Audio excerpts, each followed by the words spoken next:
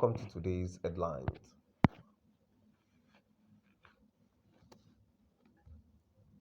See what Buhari's government has done following court order to release Nnamdi Kanu from detention.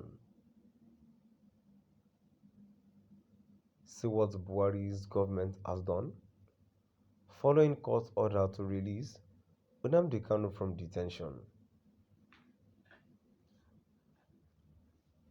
So my dear listeners, from wherever you're listening from, please stay tuned as I read today's news.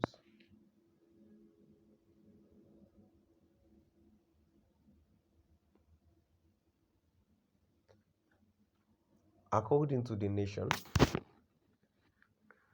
the Nigerian administration has appealed the case to the Supreme Court. The administration is requesting that the Supreme Court of the country halt the implementation of the appeal court October 13 verdict in an application for a stay of execution that was filed on Wednesday.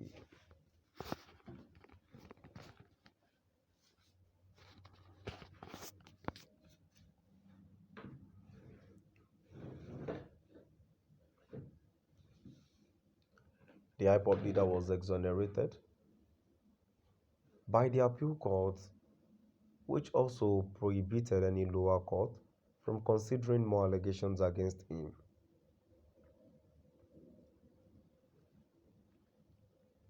The federal government challenged the lower court's ruling in a notice of appeal that it filed through the office of the attorney.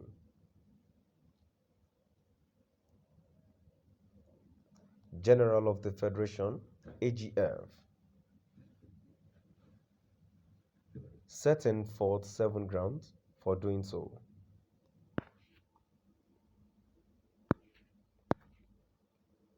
According to Sahara reporters, a 3-member panel of appeal court justice, presided over by Oludotun Adefope Okoji, on Thursday, October 13, deemed Kanu's extraordinary rendition to be unlawful in their ruling on his appeal. The Nigerian government's terrorism and treasonable criminal accusations against him were also dismissed by the court.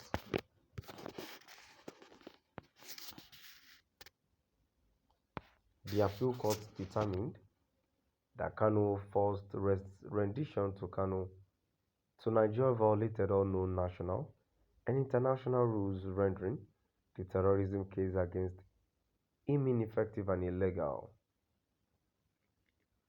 The decision was made in response to an appeal filed by Kanu marked CA-ABJ CR 625-2022 against a prior decision made by Justice Binta Onyekolo of the Federal High Court, Abuja.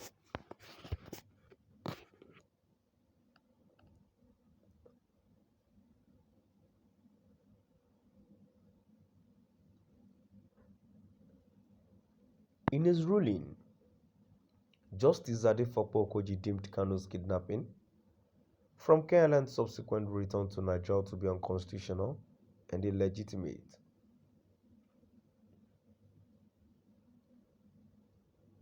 He then went on to dismiss the final 7 count of the government's original 15 count.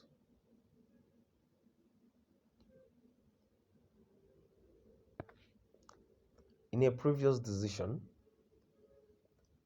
Justice Binta Onyekolo of the Federal High Court invalidated 8 of the 15 counts, leaving 7 of them up for review.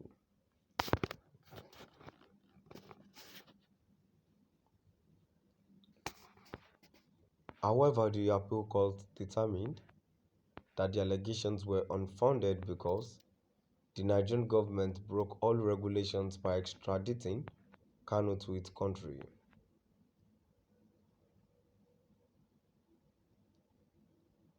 The court ruled that the respondent federal government had clearly violated international treaties, conventions, and the African Charter on Human and people's rights through the illegal kidnapping and extraordinary rendition of the appellant.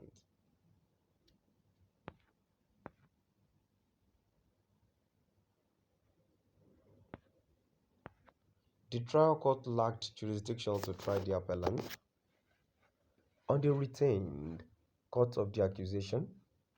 The court added because the federal government had flagrantly violated Kanu's fundamental right and so lost the legal right to prosecute him. According to the fact of the extraordinary rendition, no court can try him, the court said.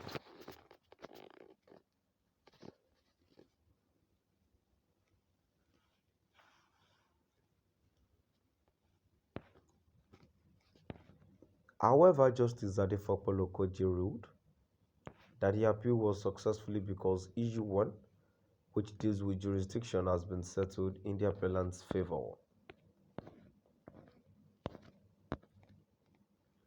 The appellant is not required to answer to counts 1, 2, 3, 4, 5, 8, or 15, as per Justice Binta Nuyako's order, which is reversed, terminated, and dismissed.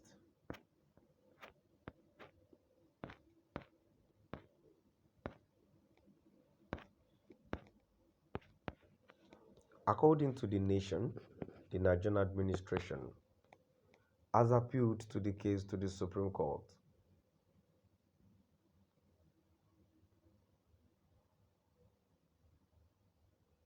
The administration to requesting that the Supreme Court of the country halt the implementation of the appeal court's October 13 verdict in an application for a stay of execution that was filed on Wednesday.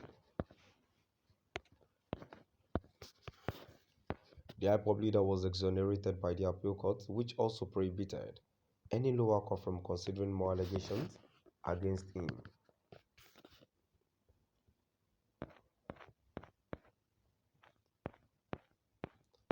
To my dear listeners, now I've come to the end of our today's news. Please do drop out the comment section.